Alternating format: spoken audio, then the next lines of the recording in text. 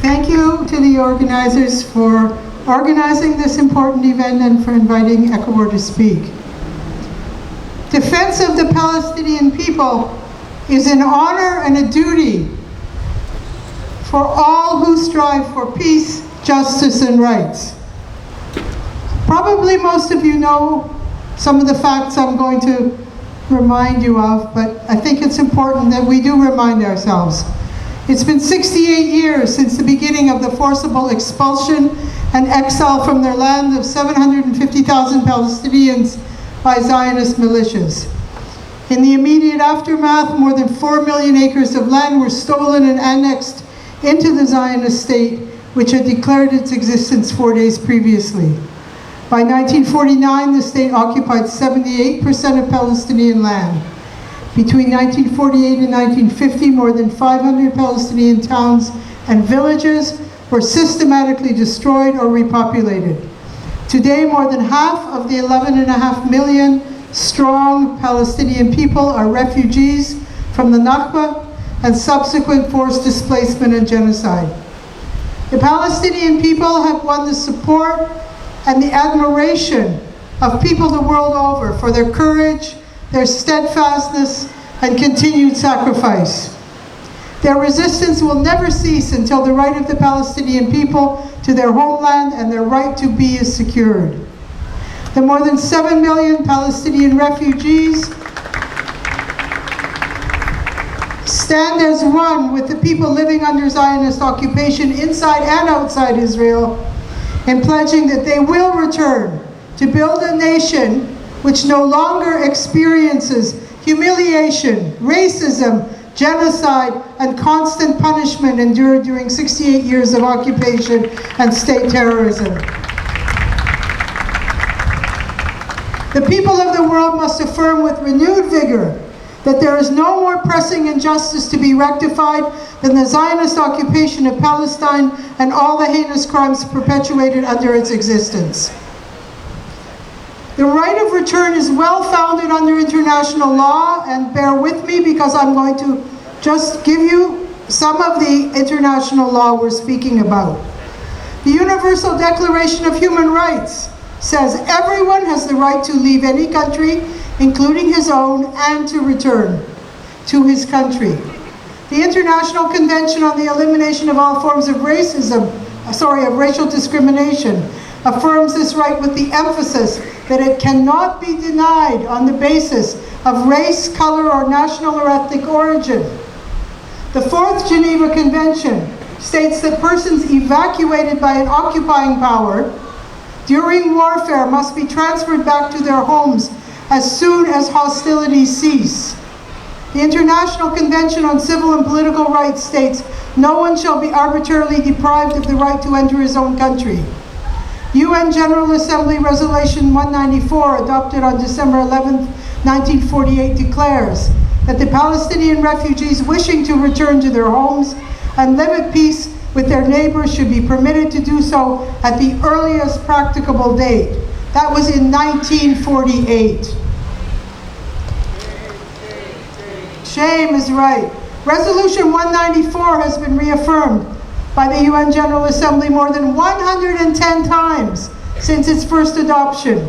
UN General Assembly Resolution 3236, adopted in 1974, affirms the inalienable right of Palestinians to return to their homes and property from which they have been displaced and uprooted, and calls for their return. 68 years later, the Zionist occupation of Palestine and continued exile of millions of Palestinians remains illegitimate. Without any legitimacy, the oppression and dispossession of the Palestinian people relies on US imperialism and its doctrine of might makes right, as well as other countries, including Canada, that are part of that system of states.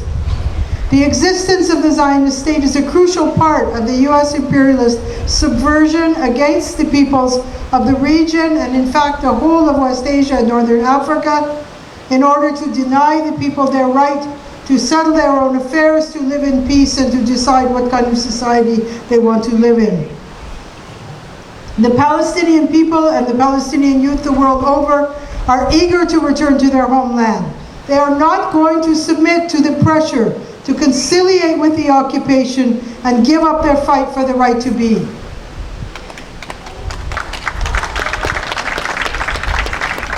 Now let us, considering all of these human rights resolutions, all of this international law, all of the decisions of the UN General Assembly affirmed time and again since 1948. And now we have a very shameful act in the Canadian Parliament, where a majority of the parliamentarians voted in favor of a resolution which says that opposition to these crimes committed by Israel constitutes anti-Semitism and basically says that it should be banned. Shame is right, it's shameful. Israel is increasingly concerned with the successes of the boycott and divestment efforts. In 2014, according to the Globe and Mail, foreign direct investment in Israel dropped 46% from the previous year, in part because of the BDS efforts. These initiatives have taken hold in North American universities, churches, trade unions, and many other organizations, where institutions are dropping investments, and in some EU governments, for example, are putting warning labels on products produced in Israeli West Bank settlements.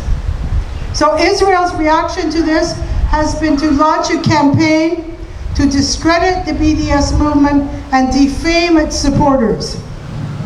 In the course of Canada's parliamentary debate, many virulent charges were leveled against those who seek to boycott Israel, which amount to defamation. And I've mentioned already that it's called anti-Semitism. This is very simply not true. The stated goal of the BDS movement, as Paula pointed out, is to promote a boycott of Israeli-made products, particularly those produced in the illegal settlements, and to continue to do so until Israel abides by international law. So I want to say one more thing about this resolution in the Parliament, because its significance goes beyond the question of support for the just struggle of the Palestinian people. In Canada, successive governments have declared that to share the vision they espouse is to uphold what they define as Canadian values, and that having a different vision from the government is not part of Canadians' common values. What about those of us who have different values?